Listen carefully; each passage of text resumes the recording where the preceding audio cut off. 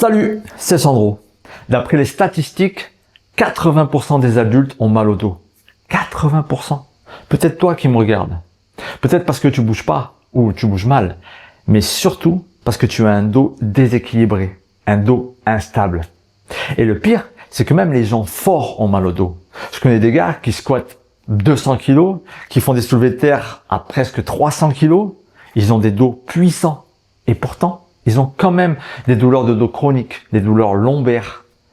Parfois, j'en connais même à froid, qui n'arrivent même pas à se baisser pour faire leur lacet, tellement qu'ils ont mal. Un dos fort, c'est très bien pour être solide, mais ça suffit pas. Pour être complet, il faut aussi qu'il soit endurant et stable. Un dos, même fort, sans stabilité, c'est comme une tour sans fondation. Ça tient jusqu'à ce que ça s'écroule. Cette instabilité provoque un jeu sur tes vertèbres. Ce sont des micro-traumatismes que tu accumules au jour le jour jusqu'à la douleur chronique. C'est ce qu'a étudié ce gars-là. Son nom, le docteur Stuart McGill, un expert mondial en biomécanique de la colonne vertébrale. Plus de 40 ans de recherche, et tu sais quoi?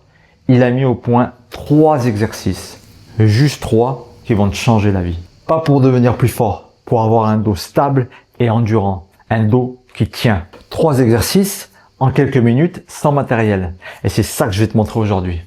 Fais ça tous les matins si tu as mal ou en prévention et tu sentiras une nette différence.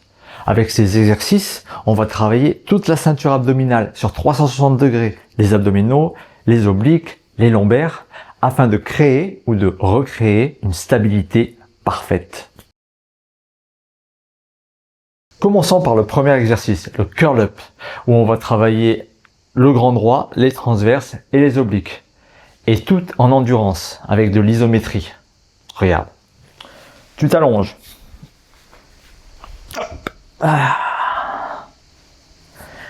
Et à ce moment-là, tu vas passer ta main sous tes lombaires pour sentir ta cambrure ou ton plat, ça dépend comment tu es. Moi, je suis très cambré, donc elle passe bien ma main. Mais si toi t'es plat, c'est pas grave. Ce qui compte, c'est que cette main, elle sert à sentir si ta colonne, elle bouge, si tu te cambres plus ou moins. Il faut pas qu'elle bouge, et c'est pour ça, dès que tu sens qu'il y a quelque chose qui bouge ici, faut contrôler, contracter, pour que ça ne bouge pas.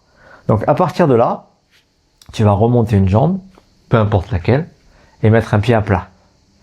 Et ici, tu vas relever ta tête et contracter tes abdos, sans changer ta courbure des lombaires.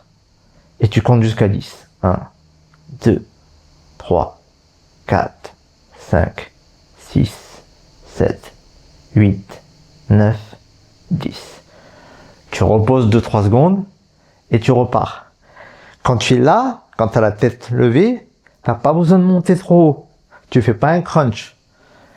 Tu es là, tu montes et tu contractes. Tu contractes. Essaie de contracter tes abdos, tous tes obliques, le maximum possible, sans changer ta courbure. Et tu comptes jusqu'à 10. Et tu fais ça 5 fois. Passons au deuxième exercice, le side bridge. Là, on va travailler surtout les obliques, mais aussi le grand droit pour la stabilité, un peu les transverses et toute la ceinture pelvienne, les stabilisateurs du bassin. Donc, je te montre. Tu mets tes 2 genoux un sur l'autre, sur le coude ici, et là, tu vas pousser tes hanches pour que tout ça soit aligné. Donc, tu pousses et tu t'alignes. Pas trop haut, pas avachi, juste droit. Et tu comptes jusqu'à 10. La version un peu au-dessus, c'est les jambes droites, toujours sur le coude, un pied devant, un pied derrière pour plus d'équilibre. Et là, pareil, tu lèves pour garder un alignement. Là, tu contractes bien tes abdos, c'est très important. Tu contractes bien, tu fais de l'endurance, 10 secondes, et tu relâches 2-3 secondes de chaque côté. Donc, ou tu fais un côté entier 5 fois, puis tu passes de l'autre côté 5 fois, ou tu passes d'un côté à l'autre. Je te montre.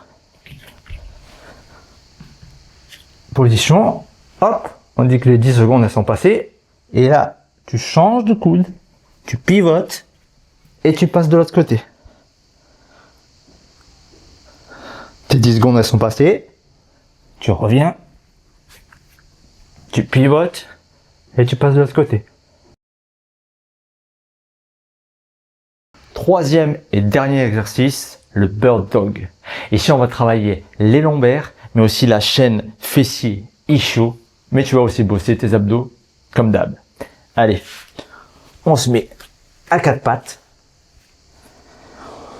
On tend une jambe avec le talon qui essaye de toucher le mur derrière toi. Tu ne vois pas trop haut, tu ne vas pas trop bas, juste dans l'alignement. Et après, tu lèves le bras opposé, le poing serré, et tu tires vers l'avant sur le mur qui est devant toi. Tu vises le mur qui est devant toi. Comme si tu t'étirais. Et tu contractes tes abdos. Tu les contractes surtout, toujours contractés. N'oublie pas, c'est de l'endurance. Et tu tiens 10 secondes. Alors attention, hein, on n'est pas comme ça, et on n'est pas comme ça. Hein, comme ça, droit le plus possible. Et tu tiens. Tu fais 10 secondes, tu reposes et tu passes de l'autre côté. 10 secondes aussi. Toujours contracter les abdos. Je te mettrai le protocole exact du Dr McGill dans la description. Mais tu peux faire aussi un 5-3. Je te montre. Tu es là, tu te mets en position. 1, 2, 3, 4, 5. Et là, tu viens toucher ton coude et ton genou en 3 secondes. 1, 2, 3. 1, 2, 3, 4, 5. 1, 2, 3. 1, 2, 3. 1, 2, 3, 4, 5. Voilà. Tu connais maintenant les 3 big, on appelle ça les 3 big, les big 3 du Dr McGill. Fais ça tous les jours pendant 2 semaines minimum, mais à vie si tu peux, sérieusement avec une exécution parfaite et tu sentiras une vraie différence. Ton dos va se stabiliser et tes douleurs vont diminuer. Si ça t'a aidé ou si tu connaissais déjà le Dr McGill, dis-moi-le dans les commentaires. Et surtout, n'hésite pas à partager cette vidéo avec quelqu'un qui a mal au dos. Maintenant, bouge-toi.